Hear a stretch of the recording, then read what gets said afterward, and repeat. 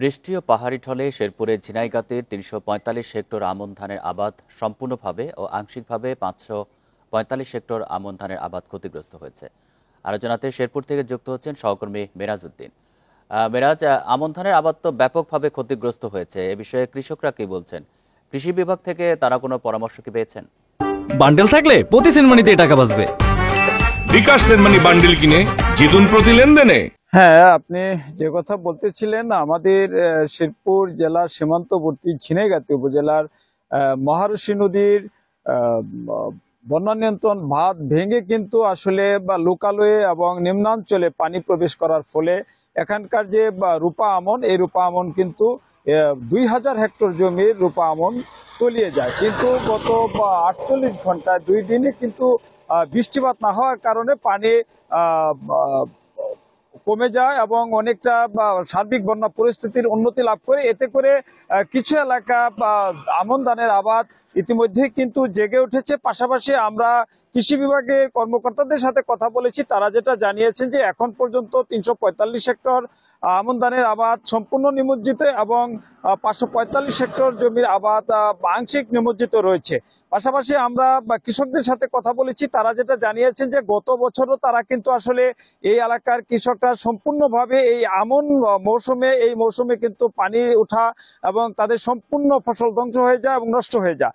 পাশাপাশি এবছরও কিন্তু একই সময় এই এলাকায় আবারও বন্যা দেখা দিয়েছে এবং দেখা দেওয়ার কারণে কিন্তু আসলে মূলত এই জায়গায় আমন ফসলের ক্ষতিটাই বিশেষ করে বেশি হয়েছে এবং কৃষকরা যেটা জানিয়েছেন যে তারা এই মুহূর্তে আসলে খুবই ক্ষতিগ্রস্ত।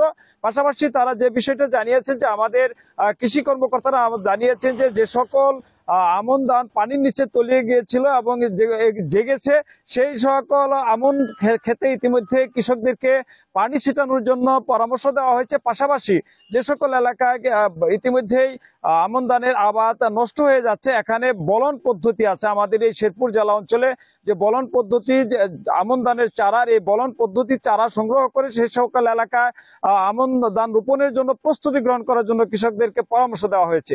পাশাপাশি কৃষি কর্মকর্তারা আমাদেরকে যেটা জানিয়েছেন যে সকল কৃষকরা ক্ষতিগ্রস্ত হবেন তাদেরকে পুনর্বাসন করার জন্য তারা চেষ্টা চালিয়ে যাচ্ছেন এবং উপজেলা প্রশাসনের কর্মকর্তারা আমাদেরকে জানিয়েছেন যে এই এলাকায় তারা ক্ষয়ক্ষতি নিরূপণের চেষ্টা করছেন এবং যারা ক্ষতিগ্রস্ত তাদেরকে পুনর্বাসন করা হবে বলে আমাদেরকে জানিয়েছেন। পাশাপাশি কৃষকরা যেটা আমাদেরকে জানিয়েছেন, পুনর্বাসন নয়, এই যে বন্যা, এই বন্যাটার সৃষ্টি হয় মহারশী নদীর বন্যা নিয়ন্ত্রণ বাঁধ ভেঙে যাওয়ার কারণে প্রতি বছরই এই বন্যার সৃষ্টি হয় এবং কৃষকরা ব্যাপকভাবে ক্ষতিগ্রস্ত হয়। চলতি মৌসুমেও কিন্তু কৃষকরা আসলে বড় আশা বেঁধে, বুক ভরা আশা বেঁধে কিন্তু তারা এই আমনের ফসল করেছেন এবং গত বছরের যে ক্ষয়ক্ষতিটা হয়েছিল এবং সেই ক্ষতি পুষিয়ে নেওয়ার জন্য তারা চেষ্টা চালিয়ে যাচ্ছিলেন। কিন্তু এবছরও তারা দায় দেনা করে, ঋণ দফা করে কিন্তু আসলে এখানে ফসল উৎপাদনের জন্য চেষ্টা চালিয়ে যাচ্ছেন। এই অবস্থায় তাদের ফসল পানির নিচে তলিয়ে যাওয়ায় এবং ক্ষতিগ্রস্ত হয় তারা আসলে দিশাহারা হয়ে পড়েছেন এবং তারা আমাদেরকে জানিয়েছেন যে তারা আসলে এইভাবে আর কতদিন ক্ষতি তাদেরকে পুষতে হবে এবং এই ব্যাপারটা আমাদেরকে, যে তারা কতদিন আর ক্ষতিগ্রস্ত হবে এই ব্যাপারটা আমাদেরকে জানিয়েছেন যে তারা এই ক্ষতি থেকে বাঁচার জন্য স্থায়ী একটা সমাধান চান বলে আমাদেরকে জানিয়েছেন। পাশাপাশি কর্মকর্তারা, পানি উন্নয়ন বোর্ডের কর্মকর্তাদের সাথে আমরা কথা বলেছি, তারা যেটা জানিয়েছেন যে এখানকার যে বন্যা নিয়ন্ত্রণ বাঁধটা তারা কিভাবে স্থায়ীভাবে করা যায় এই জন্য তারা ঊর্ধ্বতন কর্মকর্তাদের সাথে কথা বলেছেন এবং চেষ্টা চালিয়ে যাচ্ছেন বলে আমাদেরকে জানিয়েছেন। শেরপুর থেকে জানাচ্ছেন সহকর্মী মেরাজ উদ্দিন।